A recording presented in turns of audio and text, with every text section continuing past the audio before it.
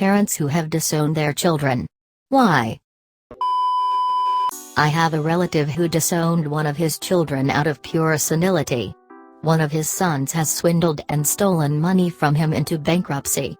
Another of his sons went to jail for investment fraud.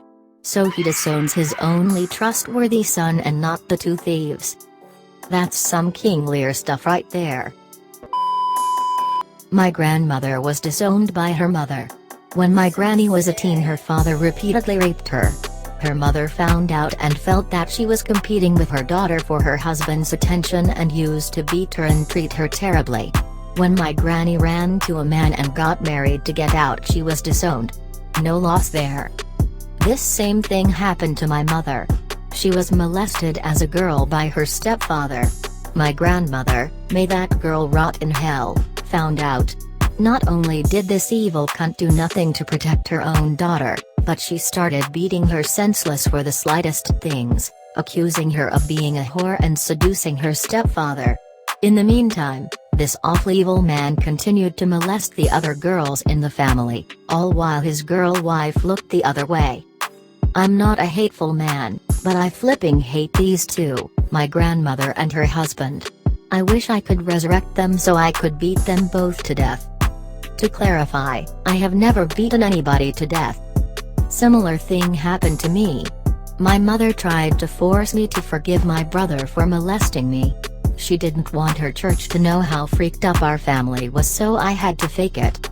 After I left her church and made her family look like spit to the Mormons, she tells them all that I'm a drug addict and treats me like the cross she has to bear. My brother, however, is forgiven because he gives her a lot of money. Jesus, that's awful. You have to wonder what the hell is wrong with a woman when she thinks her daughter being molested by her husband is instead her daughter seducing said husband. That's all kinds of freaked up. Skeptical. Yup. She had a hard life. Her oldest son, my father was the second oldest, was born with a hole in his heart. Literally lived each day by dying a little. Moaning, screaming. My aunt got disowned because she married a drug addict, whom my grandparents thought was a gold digger too.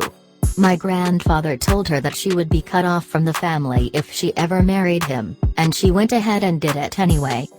Sad part was, he was right. The guy started beating her up after they got married and he found that she won't be inheriting anything. This is one of those times when you hate to be right.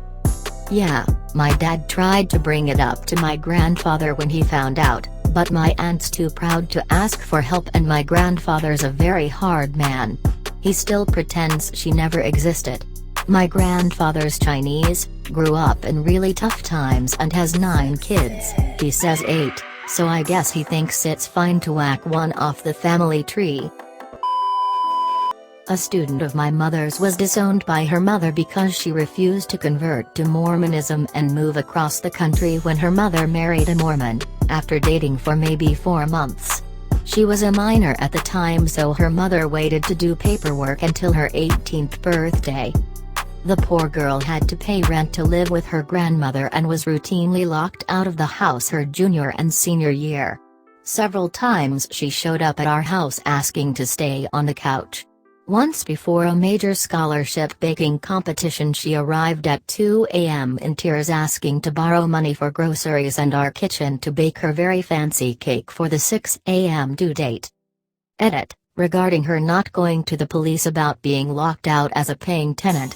There was no formal lease since she was a minor and her mother didn't particularly want her the luxury of living with her grandmother if she refused to be an obedient, grateful daughter and accept her new husband's generous offer to house her.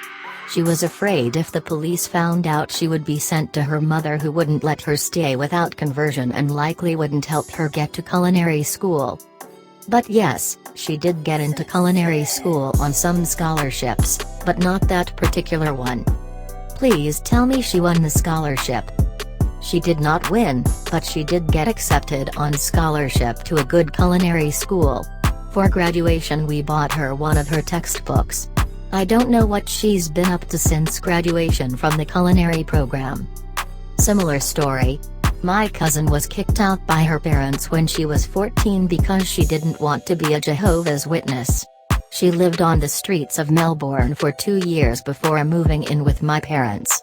My auntie and cousin are on speaking terms these days, 20 years on, but my auntie still complains to the rest of the family that her daughter doesn't try hard enough to rebuild their relationship. Silly woman. My aunt was disowned by her parents and everyone else in the family for coming out as a lesbian. She is never mentioned. My family acts as if she doesn't exist. My mother had told me many times that if I decide to be gay then I can expect the same treatment. Needless to say, she hasn't met my girlfriend. Try and find your aunt. Chat with her and then leave your family and hang out with your aunt. This is another one of those I'm not a parent who disowned their kid but comments, but it seems relevant. In high school one of my best friends came out to being gay, which surprised a lot of us. Anyhow, his super controlling mother first tried to get him committed to a mental institution but then sent him away for a year to one of those pray the gay away facilities or compounds or whatever you want to call it. Since he was a minor at the time he really didn't have any say in the matter and he was gone for a year. But on the day of his 18th birthday he walked out of there and called me to see if I could get him a plane ticket home. He made it back and stayed at different friends' houses for a little while but eventually settled down at my house. The good thing is, he really didn't lose any friends and was able to graduate on time with the rest of us. We're both in our mid-20s now but we still keep in touch and he's doing pretty good for himself. You are a good friend. My grandfather was disowned for turning down a job with the Postal Service in order to attend Syracuse University. It was during the Great Depression, and his family wanted to use the money that he had saved. He instead used it for his education, and so they disowned him and didn't speak to him for roughly 2 decades. My dad and I have an amazing relationship. When my mom ran out on us because I was having some near-fatal medical issues and she couldn't handle it, he stood up and took care of me through it all. We've been close ever since. He told me that despite all that, he would disown me immediately if it turned out I was gay. So now, I have to wait for him to die before I can come out to anyone. It would devastate him. So I'll continue living a lie until that day comes. I'm not a parent but I personally have disowned my sister. She steals from people, she does drugs and is an alcoholic, and she leaves a lot of drama in her wake. She is so bad she had her son taken away by the state. I don't need my daughter growing up with that kind of influence and I don't wish to be around that type of person. My mom is unhappy with my decision as at least once a year she swears my sister is becoming a better person and then my sister never fails to fall back into the path of self-destruction. No matter how much help people offer her. No one can help you if you don't want help yourself. My brother was like that. Heroin addict. He really didn't care. Told me one thing and then found out it was a complete lie. Pawned things from my dad he had given him in hope it would help distract him from drugs, like an Xbox. Borrowed money from me for cigarettes to buy drugs. He really seemed like all he wanted was drugs and would do anything to get it. Then he overdosed in the shower one day and my mom and sister found him. They said he was blue in his arms and legs and was barely breathing. The paramedics came and when they asked if he would be okay they said they didn't know. He survived, but barely. Rehab sucks, the success rate is so low. He had been there 3 times before with no results. This event, with the realization that the things he was doing were affecting the only people that really cared for him, really got through to him.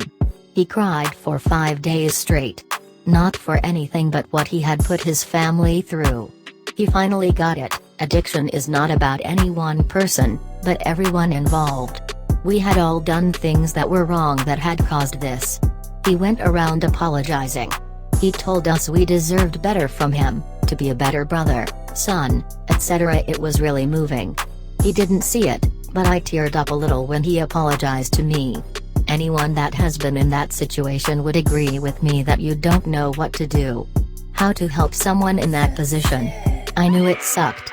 I have taken drugs and I completely understand wanting to keep taking them. But knowing how to help is something completely different. I'm really glad that happened to him, because now he is doing really well. Time will tell, but the future looks promising. I completely agree. No one can help unless you want to help yourself. And by that narrow margin, he cheated death for the third time and hopefully found a way to want to help himself. So many people aren't that lucky, but I really hope he is. I've been addicted to opiates before, and it's not that all you want to do is drugs, it's that all you want is to feel normal that day and not writhing in pain and non-functional from the withdrawals. I held a job the entire time and I think that actually prolonged my addiction because I needed it to get through my shift without losing it. They will only change when they are ready, that part is definitely correct. Also, just because they have a drug problem does not mean they loved you any less.